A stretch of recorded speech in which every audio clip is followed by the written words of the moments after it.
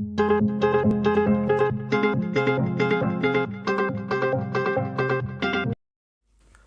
everyone, this is Ashutosh Verma and I welcome to you in my YouTube channel Evolve Maths.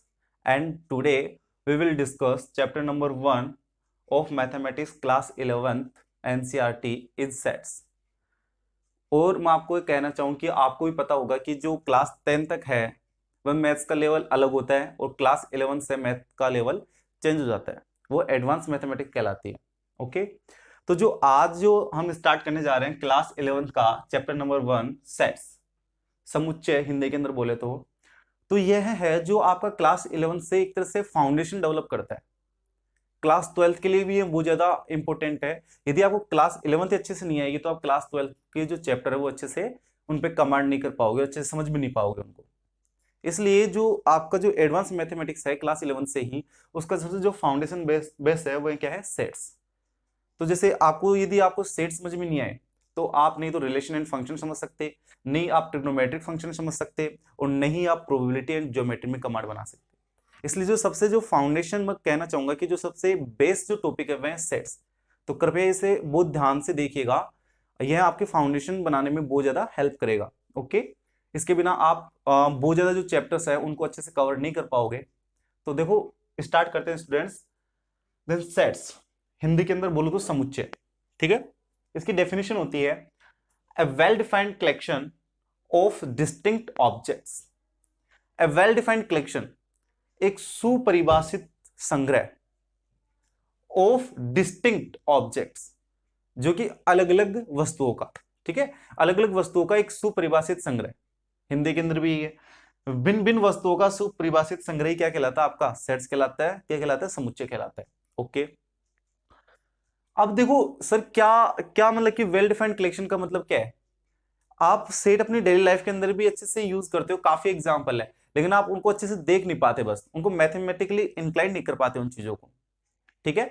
तो वही आपके देखना, मैं आपको एग्जांपल देता हूं 2-3। जैसे आप कहीं पर भी जाते हो, आपके पास भाई पेन का सेट है, तो उसे सेट क्यों बोलते हो आप, ठीक है। आप कहीं पे भी मतलब कि आप स्टेशनरी शॉप पे गए और कहते हो कि क्लास 11 के जो क्लास 11 की जो एनसीईआरटी है उसका पूरी बुक्स का सेट दे दो, तो ऐसे तो नहीं होता। वो आपको भाई उसके अंदर क्लास 12 की कोई बुक डाल देता है या फिर क्लास 10 की कोई बुक डालता है। वो आपको क्या करता है, क्लास 11 की जितनी बुक है उनका पूरा सेट दे देता है, ठीक है ना। तो वही आपका सेट कहलाता है। लेकिन आज उसको एक तरह से मैथमेटिकली अपन देखते हैं। तो देखो ये तो समझ में आता है, ये भाई आपका डिस्टिंक्ट ऑब्जेक्ट्स, भाई अलग अलग वस्तुएं होनी चाहिए, ठीक है ना, अलग अलग वस्तुएं होती है, ये तो समझ में आता है। लेकिन इसका मतलब क्या है, ए वेल डिफाइंड कलेक्शन। ये वेल डिफाइंड का मतलब क्या है यहाँ पर, ठीक है।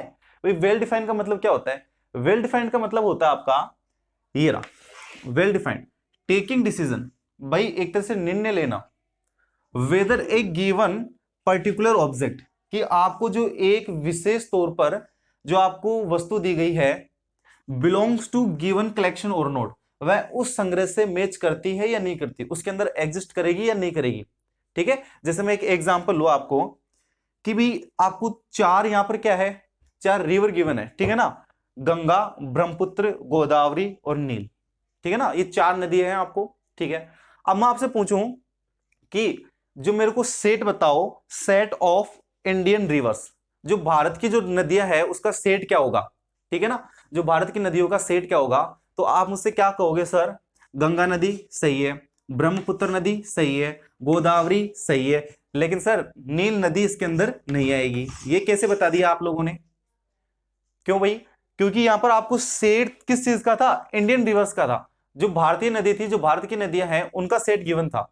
तो यहाँ पे कुछ एक तरह से एक विशेष यहाँ पे एक तरह से प्रॉपर्टी गिवन थी आपको, ठीक है ना, एक रूल गिवन था कि भाई जो भारत में नदियां बहती है वही बताना आपको। तो आपने किसको क्रॉस कर दिया, नील नदी को क्रॉस कर दिया, क्यों, ये भारत में नहीं बहती, इसलिए आपने इसको क्रॉस कर दिया। तो यहीं पे वेल डिफाइंड का मतलब यही है कि भाई आप किसी ऑब्जेक्ट के बारे में ये पता कर पाते हो कि वह उस सब्जेक्ट के अंदर, उस कलेक्शन के अंदर, संग्रह के अंदर एग्जिस्ट करेगा या नहीं करेगा, ठीक है ना। तो यही किसका मतलब है, वेल डिफाइंड का मतलब होता है।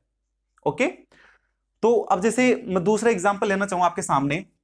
मैं कहूं भाई मेरे को 3 प्राइम नंबर चाहिए, ठीक है ना, 3 छोटे प्राइम नंबर चाहिए जो सबसे छोटे होते हैं। तो आप क्या बोलोगे, अच्छा 3 प्राइम नंबर चाहिए तो दो, मैं 3 प्राइम नंबर का सेट लिख रहा हूं, तो आप क्या बोलोगे, 2 3 5, ये बोलोगे। और बाहर मान लो आपके से गिवन हो कि 2 3 5 और क्या फिर आगे 7, तो इनमें से मैं बोलूं 3 सबसे छोटे प्राइम नंबर, तो आप क्या बोलोगे सर 2 ले लो, 3 ले लो, 5 ले लो, 7 लूंगा क्या? नहीं, क्यों भाई? इनसे छोटे तो पहले 3 है, तो आपने 7 को एलिमिनेट कर दिया यहां पर। तो वो कैसे किया? क्योंकि यहां पर था भाई आपको ना, जो 3 सबसे छोटे जो प्राइम नंबर होते हैं वो क्या होते हैं? 2 3 5 ही होते हैं, 7 सबसे छोटा प्राइम नंबर नहीं होता, इससे पहले भी 3 एग्जिस्ट कर रहे हैं यहां पर, इसलिए मैं 7 को नहीं लूंगा। तो यही क्या होता है? आपका सेट होता है। ठीक है, जैसे जो सेट होता है एक तरह से जो ऑब्जेक्ट्स होता है उनका कलेक्शन होगा, लेकिन उसके अंदर कुछ ना कुछ पर्टिकुलर, ठीक है ना, वहां पे एक रूल फॉलो किया जाएगा, तो वही क्या कहलाएगा? आपका सेट कहलाएगा। ठीक है ना, जहां पे पर्टिकुलर रूल फॉलो किया जाए। ठीक है, मैं बोलूं भाई नेचुरल नंबर्स का सेट, ठीक है ना, तो नेचुरल नंबर सबको पता है 1 2 3 4 5 6 यहां तक इनफाइनाइट तक जाएंगे। यदि आपको नंबर से नहीं पता तो प्लीज कृपया, मैंने अभी 10th क्लास के अंदर एनसीईआरटी की जो फर्स्ट वीडियो है नंबर्स ऑफ क्लासिफिकेशन के ऊपर वीडियो बनाई है, उसको जाके देखिएगा, उसका जो लिंक है मैंने डिस्क्रिप्शन में गिवन है, तो उसको जाके देखिएगा। अब देखना स्टूडेंट्स आगे देखो, तो स्टूडेंट्स जो सेट होता है, यदि आप जानना चाहो कि कौन सा सेट होगा या कौन सा सेट नहीं होगा, कैसे डिफाइन, कैसे पता करोगे आप लोग, तो मैं आपको एक जो सबसे अच्छी इसकी बात बताता हूं सेट्स की। जो सेट का जो वेल डिफाइंड कलेक्शन होता है वो पर्सन टू पर्सन कभी चेंज नहीं होना चाहिए। ठीक है ना, जो सेट का जो कलेक्शन होता है कभी भी पर्सन टू पर्सन चेंज नहीं होना चाहिए। जैसे अब पहले आप देख लो, collection should not change person to person. जो सेट्स का जो कलेक्शन होता है वह कभी भी पर्सन टू पर्सन के लिए चेंज नहीं होना चाहिए। भाई मेरे लिए अलग हो, मेरे फ्रेंड के लिए अलग हो, और किसी के लिए अलग हो, ये कभी नहीं होना चाहिए। यूनिवर्सल ट्रूथ होना चाहिए एक तरह से, आप किसी से भी जाके पूछो वह वही बताएगा। ठीक है, जैसे मैं एक एग्जांपल लेता हूं, sets of first 5 natural numbers, इनके आप क्या बताओ मेरे को? अवयव बताओ, एलिमेंट बताओ। ठीक है ना, जो सेट्स के जो अंदर जो ऑब्जेक्ट आते हैं उनको क्या कहते हैं? एलिमेंट कहते हैं, अवयव कहते हैं। तो भाई कौन कौन से इसके अंदर एग्जिस्ट करेंगे? तो set of first 5 natural numbers, जो 5 प्राकृत संख्याएं हैं पहली, उनका क्या बताओ? सेट बताओ। ठीक है ना, तो हर कोई बोल देगा कि भाई क्या क्या कौन कौन से नंबर आएंगे इसके अंदर। जो नेचुरल नंबर होते हैं 1 से स्टार्ट होते हैं, तो 1 2 3 4 एंड 5, यही आएगा। ठीक है, आप किसी से जाके पूछो कि भाई पहले ना जो 5 नंबर है उसका सेट बताओ, आपको हर कोई ये कहेगा कि भाई हाँ 1 2 3 4 5 1 2 3 4 5, ये कहेगा। चाहे अपने फ्रेंड से पूछ लो, चाहे कहीं पर भी पूछ लो आप। ठीक है ना, तो मतलब कि ये क्या है? आपका सेट कहलाएगा, ये इसका सेट बन सकता है। अब जैसे एक दूसरा एग्जांपल लूं मैं, भाई मैं कहूं टॉप 5 मोस्ट डेंजरस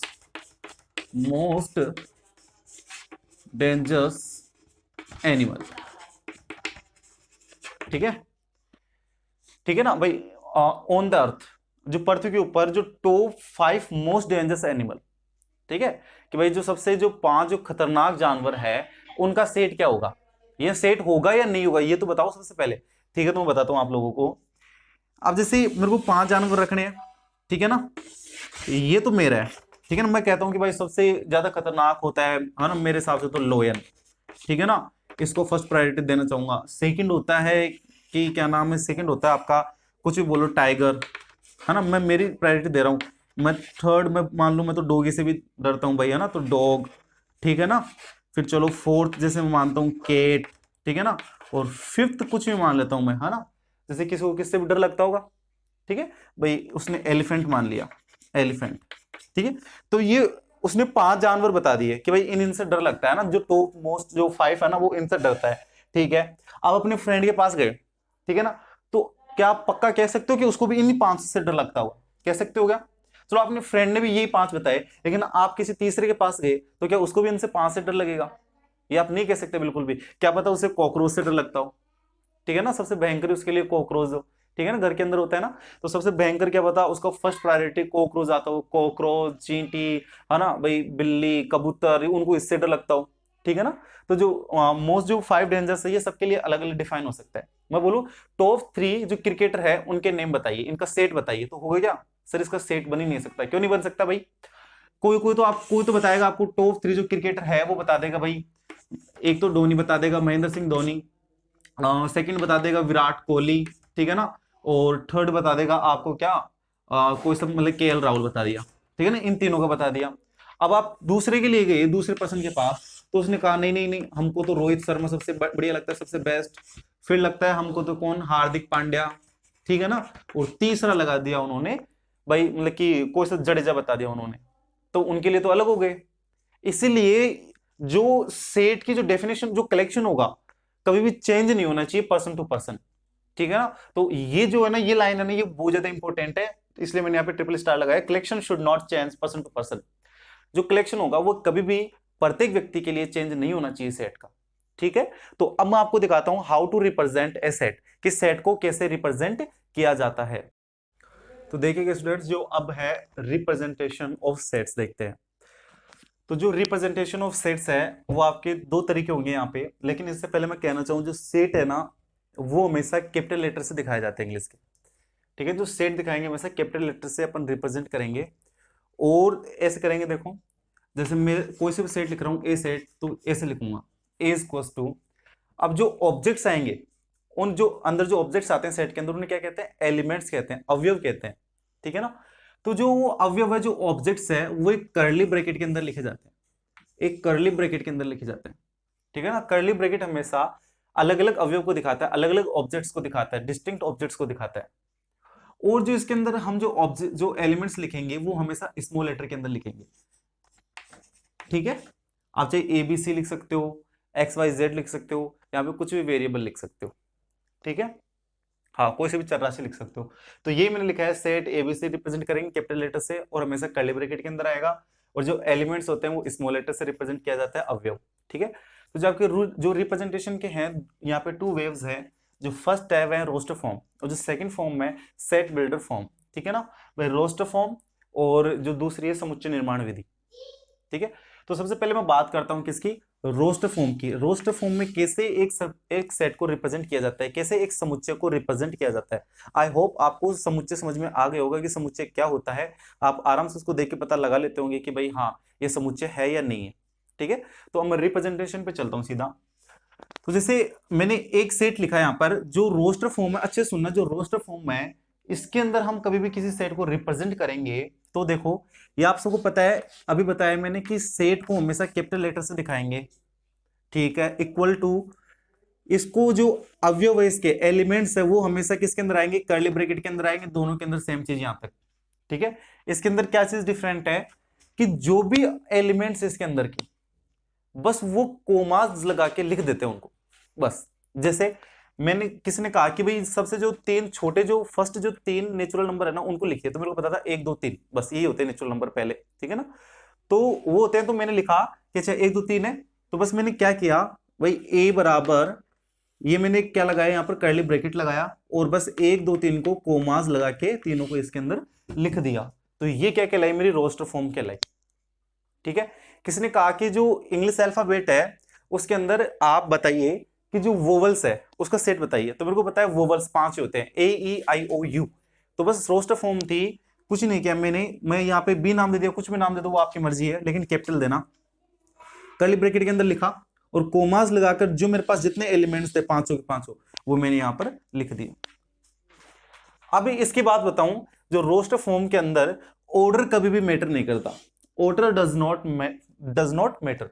जो आपका ऑर्डर है वह मैटर नहीं करता कि आप किस मतलब की ऑर्डर के अंदर लिख रहे हो। जैसे ये जो है, इसको मैं ये भी लिख सकता हूं कि ए बराबर, बस 1 2 3 3 एलिमेंट है, तो मैं कैसे लिख दूं, 2 पहले लिख दूं, 1 लिख दूं, फिर 3 लिख दूं, कोई दिक्कत नहीं है। ये ए ई आई ओ यू है, इसको मैं लिख सकता हूं आई ओ यू ई ए, कैसे भी लिख दूं, order does not matter in the roster form of set, okay. और तीसरी जो चीज है वह रिपीटेशन इज नॉट अलाउड, जो रिपीटेशन है वह कभी अलाउड नहीं होता, ठीक है। जैसे कि आपको एक एग्जांपल देना चाहूंगा, कि जैसे अपने आप फ्रेंड को, किसी को भी पूछना कि भाई जो स्कूल वर्ड होता है, ठीक है ना, स्कूल की स्पेलिंग सबको आती होगी, ठीक है, SCSOOL, ठीक है। जो स्कूल जो मेरा वर्ड है, उसके लिए मेरे को कौन कौन से आपको यहाँ पे लेटर चाहिए, ठीक है ना, कौन कौन से लेटर चाहिए उसका सेट बताइएगा, ठीक है। तो देखना, किसी से भी आप पूछोगे तो आपको यही कहेंगे कि एक तो एस ले लो, ठीक है, एस चाहिए, एक सी भी चाहिए, एक एच भी चाहिए, और एक ओ चाहिए। अब देखो, वो ये नहीं कहेंगे कि भाई ओ को डबल बार वगैरह, वो ऐसे कहेंगे हाँ भाई ओ ले लेना, है ना। ओ देखो, ओ चाहे 2 बार लिखूं 3 बार लिखूं, ठीक है ना, और एक एल चाहिए। अब सेट कहता है रोस्ट फॉर्म के अंदर कभी भी है ना जो आपके लेटर है वह रिपीट नहीं किए जाते, तो देखो ओ को मैंने रिपीट नहीं किया और ये लेटर आपको चाहिए, देखो एस सी एच और 2 बार आप ओ लिखोगे एल लिखोगे, आपका स्कूल वर्ड बन जाएगा। तो जो सेट होता है रोस्टर फॉर्म के अंदर, आप कभी भी जो इसके अंदर के जो एलिमेंट होते हैं उन पे रिपीटेशन इज नॉट अलाउड, ठीक है। तो आई होप आप अच्छे समझ गए होंगे। अब मैं चलता हूं सेट बिल्डर फॉर्म के ऊपर। समुच्चय निर्माण विधि, समुच्चय निर्माण विधि क्या है? In this we write a rule.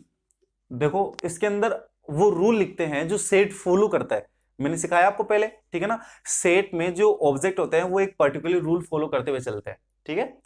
तो in this we write a rule which gives us all the elements of the set. इसके अंदर जो सेट बिल्डर फॉर्म होती है उसके अंदर वो रूल लिख देते हैं अपन, ठीक है ना। वो रूल लिख देते हैं जिसके अंदर की जितने एलिमेंट्स वो एग्जिस्ट करेंगे वो अपने आप को अपने आप मिल जाते हैं। जैसे कि जैसे ये थे अपने, क्या नाम है, हाँ ए ई आई ओ यू, ये क्या है? ये आपके इंग्लिश अल्फाबेट के क्या भाई वोवल्स है।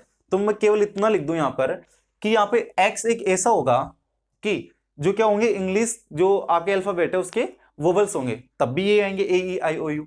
तो यहाँ पे क्या लिखना है, यहाँ पे आपको वो रूल लिखना है, वो पर्टिकुलर रूल लिखना है यहाँ पे, ठीक है। और इसको कैसे रिप्रेजेंट करते हैं, वही आपको मतलब कि इसको कैपिटल अल्फाबेट से रिप्रेजेंट करोगे, ठीक है। फिर कर्ली ब्रैकेट, और यहाँ पे आप कुछ भी लगा सकते हो एक्स वाई जेड स्मॉल के अंदर, ठीक है ना, कोई सा भी आप वेरिएबल ले सकते हो यहाँ पर, ठीक है। फिर आपको कोलन लगाना है सच डेट।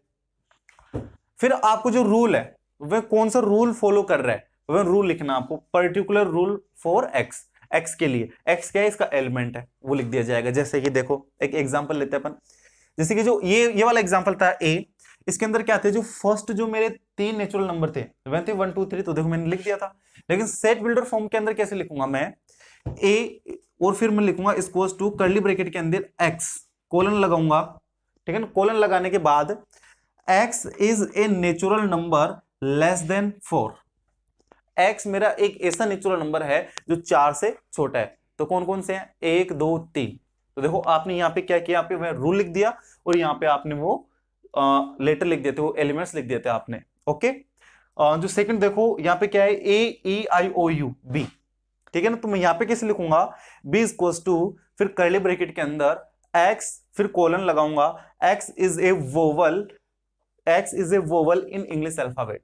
तो देखो आप वही लिखोगे ए ई आई ओ यू, ये लिखोगे। तो देखो यही है स्टूडेंट्स। अब मैं आपको एक चीज और बताता हूं कि जो बिलोंग्स टू होता है, ठीक है ना, बिलोंग्स टू का कंसेप्ट क्या होता है, बिलोंग्स टू, बिलोंग्स टू और does not belongs to, does not belongs to, ये क्या होता है, बिलोंग्स टू और डज नॉट बिलोंग्स टू ये क्या होता है? जो आपके जो सेट के जो एलिमेंट होते हैं, जो आपके सेट्स के एलिमेंट होते हैं, जैसे आपका ए सेट है, आपका ए सेट है, तो इसके जो एलिमेंट जैसे 3 है, 3 एलिमेंट है, तो 3 इसके अंदर है या नहीं है। यदि 3 इसका एलिमेंट है तो उसको मैं दिखा सकता हूं 3 इज बिलोंग्स टू ए। जो 3 है वह अवयव है किसका, ए सेट का। आई बात समझ में? अब जैसे मैं लिखूं 4, 4 does not belongs to, 4 does not belongs to A. जो 4 है वह ए से बिलोंग नहीं करता, मतलब कि जो 4 है ए का एलिमेंट नहीं है, ठीक है। तो देखो ये बिलोंग्स टू होते हैं और ये डज नॉट बिलोंग्स टू। जैसे आप यहां पे लिखिएगा, यदि मैं ए लिखना चाहूं तो क्या लिखोगे, A is belongs to B. मैं एफ लिखना चाहूं तो F does not belongs to B. Okay students, तो जैसे मैं आपको कहना चाहूं कि नेचुरल नंबर्स का सेट क्या होता है, तो नेचुरल नंबर्स का सेट आप किससे रिप्रेजेंट करते हैं, कैपिटल एन से, ठीक है। देखो एक स्लाइड अभी मैं लिखता हूं, ठीक है। तो देखिएगा जो नेचुरल नंबर का सेट होता है वह आपका होता है 1 से लेकर इनफाइनाइट, ठीक है। जो इंटीजर्स का सेट होता है वह minus infinite two plus infinite, ठीक है। जो आपका रेशनल नंबर का सेट होता है, ये देखो मैंने किसके अंदर लिख दिया, सेट बिल्डर फॉर्म के अंदर लिख दिया, एक्स फिर कोलन लगाया, such that x is in the form of p by q and p and q belongs to integers and q is not equals to 0, ठीक है। ऐसे ही मैंने जो मतलब कि इंटीजर्स का है, पॉजिटिव इंटीजर्स का सेट लिखा 1 से लेकर इनफाइनाइट। तो देखो ये मैंने कहीं कहीं यहाँ पे रोस्टर फॉर्म के अंदर लिख रखा है, और जो आपका रेशनल नंबर का है वह आप कह सकते हो सेट बिल्डर फॉर्म के अंदर लिख रखा है। ऐसे ही यदि आप रियल नंबर्स के अंदर यदि रेशनल नंबर माइनस कर दोगे तो आपका क्या बचेगा, इरेशनल नंबर ओनली बचेंगे, ठीक है ना। तो मैं आपको रिकमेंड करूंगा जो 10th क्लास की वीडियो मैंने डाली है एनसीईआरटी की, उसमें नंबर्स ऑफ क्लासिफिकेशन, उसको अच्छे से देखिएगा। आपको जो नंबर्स के जो जितने भी सेट है उनमें कहीं पर भी दिक्कत नहीं होगी। ओके स्टूडेंट्स, अगली वीडियो के अंदर हम डिस्कस करेंगे इसके एग्जांपल्स और सेट के टाइप्स। Okay students.